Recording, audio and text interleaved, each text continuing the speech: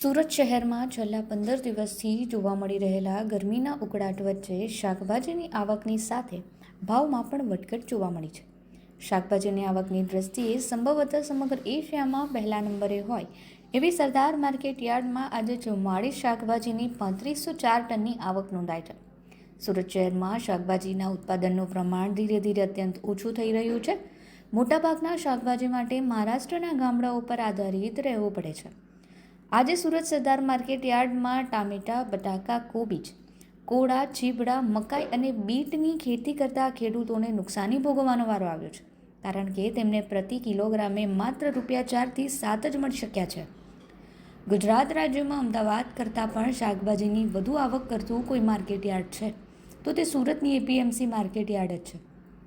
આજે Surat APMC market યાર્ડમાં બટાકા, ટામેટા, કાંદા, કોબીજ અને ગાજર જેવા શાકભાજીની આવક વધુ થઈ હતી.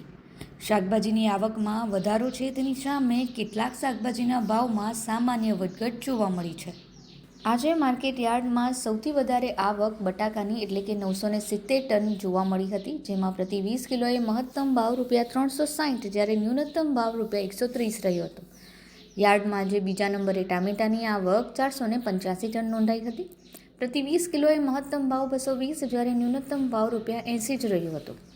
યાર્ડમાં ત્રીજા નંબરે કાંદાની 470 ટનની આવક, જેનો પ્રતિ 20 કિલોએ મહત્તમ ભાવ ₹600 અને ન્યૂનતમ ભાવ ₹200 રહ્યો હતો, જ્યારે ચોથા નંબરે કોબીજની 120 ટનની આવક થઈ હતી, જેમાં 20 કિલોએ મહત્તમ ભાવ ₹200 અને ન્યૂનતમ ભાવ ₹100 જ રહ્યો હતો.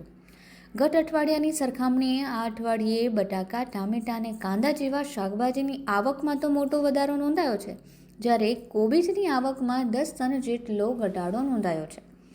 એટલું જ નહીં, આજે માર્કેટિંગ યાર્ડમાં આવેલા શાકભાજીના ભાવ પ્રમાણે ખાસ કરીને ન્યૂનતમ ભાવની જો ગણતરી કરવામાં આવે તો ખેડૂતોને ટામેટા, કોબીજ, બટાકા, કોળા, ચીબડા, મકાઈ અને બીટ જેવા શાકભાજીના ભાવ ઓછા મળ્યા છે.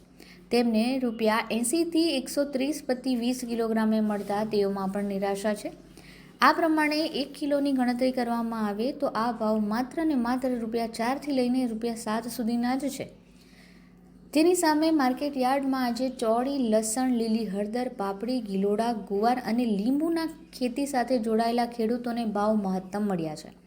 હળદરની 9 ટનની આવક સામે 20 કિલોએ મહત્તમ ભાવ ₹900 અને ન્યૂનતમ ભાવ ₹600 રહ્યો હતો.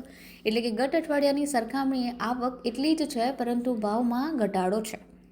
પાપડીની 27 ટનની આવકમાં મહત્તમ ભાવ ₹2000 અને ન્યૂનતમ ભાવ ₹800 છે અને ગત અઠવાડિયાની સરખામણીએ આવકમાં વધારો જ્યારે ભાવ એટલો જ જોવા મળ્યો છે. ગિલોડાની 32 ટનની આવક સામે મહત્તમ ભાવ ₹1700 અને ન્યૂનતમ ભાવ ₹800 છે, જ્યારે ગત અઠવાડિયાની સરખામણીએ આવકમાં વધારો અને ભાવમાં ઘટાડો નોંધાયો છે. લસણની 45 ટનની આવક સામે મહત્તમ ભાવ ₹2000 અને ન્યૂનતમ ભાવ ₹800 છે અને ગત અઠવાડિયાની સામે આવક તો વધુ નોંધાઈ છે, પરંતુ ભાવમાં પણ વધારો છે. ઉનાળાની ઋતુ શરૂ થતાં અને રમજાન મહિનાને લઈને લીંબુના ભાવમાં આમ પણ વધારો જોવા મળ્યો છે. 60 ટનની આવક સામે 20 કિલોએ મહત્તમ ભાવ ₹1800 જ્યારે ન્યૂનતમ ભાવ ₹600 નોંધાયો છે, જ્યારે ચોળીની 35 ટનની આવક સામે મહત્તમ ભાવ ₹2100 અને ન્યૂનતમ ભાવ ₹900, એટલે કે ગત અઠવાડિયાની સરખામણીએ આવક અને ભાવ બંનેમાં વધારો જોવા મળ્યો.